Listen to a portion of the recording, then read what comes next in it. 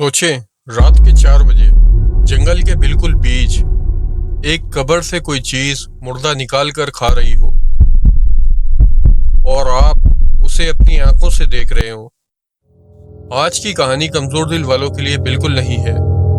यह हादसा वलीद भाई के साथ हुआ, जिनका ताल्लुक पंजाब के इलाके खुशाब से है। ये बात आज से 3 साल पहले की है, जब मैं मैट्रिक में था। आपको पता होगा कि जिन्नात की काफ़ी किस्म होती है। मेरे साथ जो हादसा पेश आया वो जिन्नात की एक ख़ास किस्म थी, जिसको गौल कहते हैं। गौल वो जिन्नात होते हैं जो मुर्दा इंसान का गोश्त खाते हैं। मैं अपने कज़न के साथ सफ़र कर रहा था। हमारा सफ़र खुशाब से शुरू हुआ। पहले हमारा स्टे था इस्लामाबाद में। अल्लाह का शुक्र है कि हम इस्लामाबाद तक ठीक ठाक पहुंच गए, और फिर उसके आगे हमें मरी तक का सफ़र करना था। जब हम वो सफ़र कर रहे थे तो हम रास्ते में एक ऐसी जगह पर पहुंचे जहां सिर्फ जंगलात थे। बहुत ही घना जंगल था ये। हमारे साथ एक डॉग भी था पालतू, जो काफ़ी वक्त से मेरे साथ था। हमारे पास एक होंडा सिविक गाड़ी थी, मैं ड्राइव कर रहा था, और हमारा प्रोग्राम था बारबेक्यू करने का। हमने कुछ चिकन बीफ भी ली हुई थी। जैसे जैसे हम लोग बढ़ रहे थे, जंगल इतना ही घना होता जा रहा था। हमें ऐसा लग रहा था जैसे वहाँ आस पास या आगे कोई गांव नहीं है। मुझे बहुत अजीब सा फील हो रहा था। मुझे ऐसा लग रहा था जैसे हम किसी अलग ही दुनिया में आ गए। पर मैंने सोचा कि इतनी वीरान जगह पर ऐसा ही फीलिंग आएगी, और ख़ुद को मुतमईन कर रहा था। फिर रास्ते में हमारा गुजरना एक ऐसे इलाके से हुआ जहाँ पर बहुत बड़ा कब्रिस्तान था। वो कब्रिस्तान बहुत ही बड़ा और पुराना था। फिर अचानक हमारी गाड़ी झटके खाने के बाद रुक गई। मैं काफ़ी परेशान हो गया। मेरे कज़न ने मुझसे कहा, मैं गाड़ी को देखता हूँ। वो गाड़ी को चेक करने के लिए उतर गया। उसने गाड़ी का बोनट खोला और चेक करने लगा। फिर गाड़ी स्टार्ट करने की कोशिश की, लेकिन गाड़ी स्टार्ट नहीं हुई। उसने गाड़ी को अच्छी तरह से चेक किया, लेकिन गाड़ी में कोई भी ख़राबी नहीं थी। असल में गाड़ी बहुत ज़्यादा हीटअप हो गई थी, जिसकी वजह से धुआं निकलना स्टार्ट हो गया था। वैसे भी सफ़र से पहले गाड़ी की सर्विस करवाई थी, तो मैं भी मुतमईन था। और मेरा कज़न जो साथ था मेरे, वो बिजनेसमैन है, और मुख्तलिफ मुल्कों में इनका आना जाना लगा रहता है। वो दुबई से आया था। उसने मुझसे कहा कि चलो मैं तुम्हें घुमाने ले चलता हूँ। उसने मुझसे पूछा था कि किधर जाना है, तो मैंने उससे कहा कि मैंने आज तक मरी वगैरह और इधर के इलाके नहीं देखे, तो वहाँ पर चलते हैं। उसने कहा ठीक है। उसने कहा कि हम थोड़ी कैंपिंग भी कर लेंगे और वहाँ किसी होटल में रुक जाएंगे। मैंने कहा ठीक है, लेकिन रास्ते में हमारी गाड़ी ख़राब हो गई और वहाँ पर कब्रिस्तान भी था। फिर मुझे ऐसा महसूस होने लगा जैसे वहाँ पर कोई चीज़ गुर्रा रही है।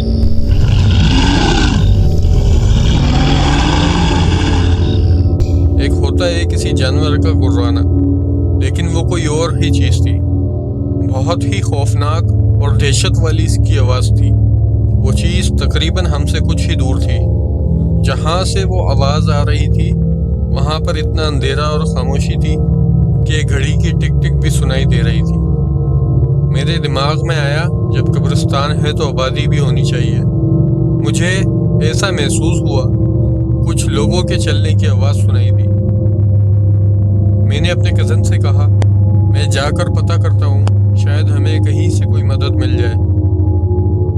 और मैंने हिफाजत के लिए डॉग भी साथ ले लिया। मेरा कज़न भी कहता है ठीक है, जाओ, आयतुल कुर्सी वगैरह और अल्लाह का कलाम पढ़ लो, इससे कोई भी चीज़ तुम्हें नुकसान नहीं पहुँचा सकती। तो मैंने कहा ठीक है। खौफ आ रहा था मुझे, हालांकि इतनी अंधेरी और खामोशी में बड़े बड़े लोगों की रूह कांप जाती है। हम सिर्फ 2 लोग थे, وہاں کے ہمارا کوئی گروپ تھا اور میں وہاں سے چل پڑا۔ 15-20 منٹ چلنے کے بعد میں اس جگہ پہنچا جہاں سے آواز آ رہی تھی، تو میں نے دیکھا کہ وہاں پر کچھ بھی نہیں تھا۔ تب مجھے اور بھی ڈر لگا کہ یہ کیا ماجرا ہے۔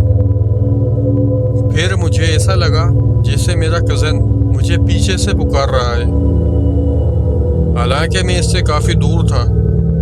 میں حیران تھا کہ اس کی آواز یہاں تک کتنی کلیئر کیسے پہنچ رہی ہے۔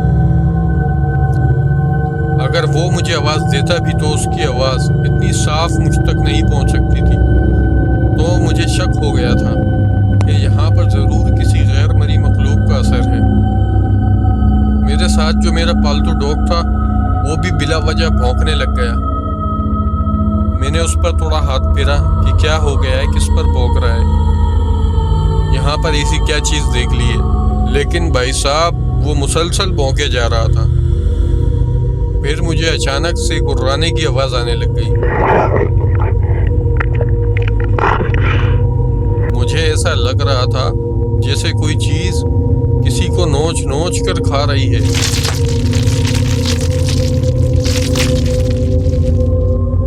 اور بہت غصے سے گررا رہی ہے۔ تو میں اس آواز کو فالو کرنے لگا۔ مجھے ایسا کرنا نہیں چاہیے تھا، پر میرے اندر کا تجسس نے مجھ سے یہ کروا دیا۔ اور پھر تھوڑی دیر کے بعد میں اس جگہ پر پہنچا تو میں نے ایک قبر کے پیچھے چھپ کر دیکھا۔ بھائی صاحب وہ دیکھ کر میرے ہوش اڑ گئے۔ وہاں پر سردی بھی بہت زیادہ تھی اور مجھے ایسا لگ رہا تھا جیسے میرے جسم کا خون جم گیا ہو، کیونکہ میں جس آواز کے پیچھے آیا تھا، چھپ کر دیکھ رہا تھا، تو مجھے اس کی ایک سائڈ نظر آ رہی تھی اور وہ عجیب خلقت سی چیز لال رنگ کی تھی۔ اس کی آنکھیں بالکل خون کی طرح سرخ تھیں اور وہ بہت ہی خوفناک قسم کی چیز تھی، اور جس طرح شیر کے سامنے والے دانت لمبے ہوتے ہیں اس طرح اس کے بھی دانت لمبے تھے، لیکن شیر سے بھی زیادہ۔ اس کے ناخن بھی بہت لمبے تھے اور اس کے سارے بال بکھرے ہوئے تھے۔ وہ ایک بہت ہی خوفناک شیطانی مخلوق تھی اور وہ قبر میں سے کچھ نکال کر کھا رہی تھی۔ جب میں نے غور کیا تو مجھے اندازہ ہوا کہ وہ کسی مردے کا گوشت کھا رہی ہے۔ میرے جسم سے جان نکلتی ہوئی محسوس ہوئی کہ یہ کیا ہے، تو میں بہت ہی احتیاط سے بغیر آواز پیدا کیے پیچھے قدم لینا شروع ہو گیا۔ جیسے ہی میں نے اپنے قدم پیچھے لینا شروع کیے، مجھے ایسا لگا جیسے اس چیز کو میرا علم ہو گیا۔ میں نے اللہ کو یاد کرا کہ مجھے اس مشکل سے نکال۔ پھر میں رک گیا۔ وہ جو بھی چیز تھی پھر مردہ کھانے لگی۔ میں بہت خاموشی سے واپسی کی طرف مڑ گیا۔ اب تک اس چیز کو میرا علم نہیں ہوا تھا۔ میرا ڈاگ پہلے ہی میرے ہاتھ سے چھڑوا کر چلا گیا تھا۔ اگر وہ ساتھ ہوتا تو یہ چیز میری طرف متوجہ ہو جاتی۔ میں واپسی ہوا کہ میرا کزن گاڑی کے پاس انتظار کر رہا ہوگا۔ ڈاگ بھی اسی طرف گیا اور جو سب میں نے دیکھا مجھے اس کی بھی فکر ہونے لگی۔ اللہ اللہ کر کے میں گاڑی کے پاس پہنچا۔ وہاں ڈاگ تو تھا پر میرا کزن نہیں تھا۔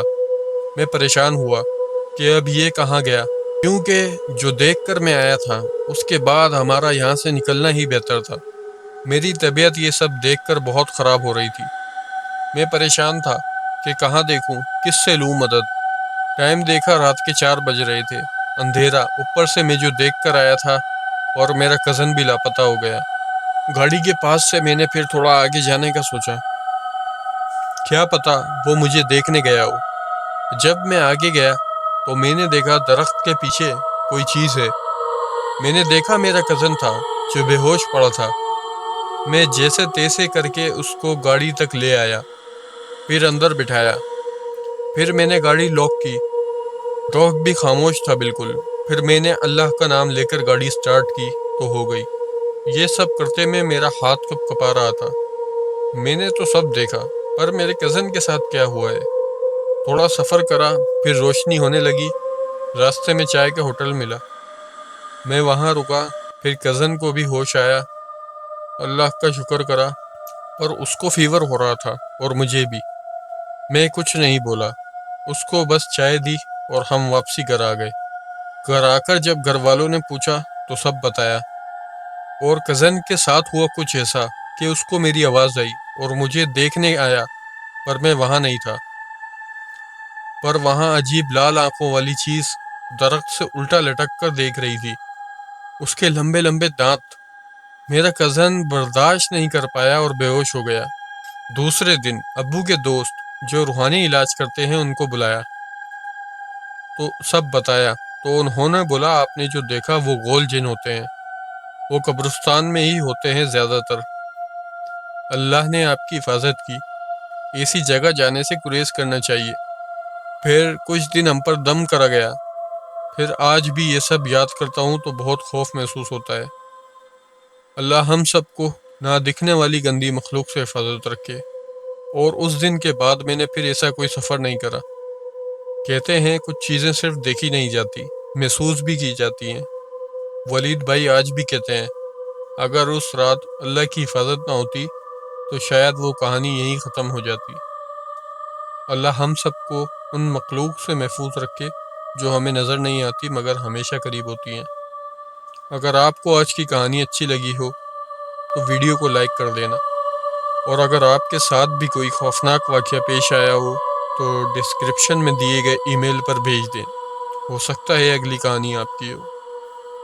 ملتے ہیں اگلی رات ایک اور سچ، ایک اور خوف کے ساتھ۔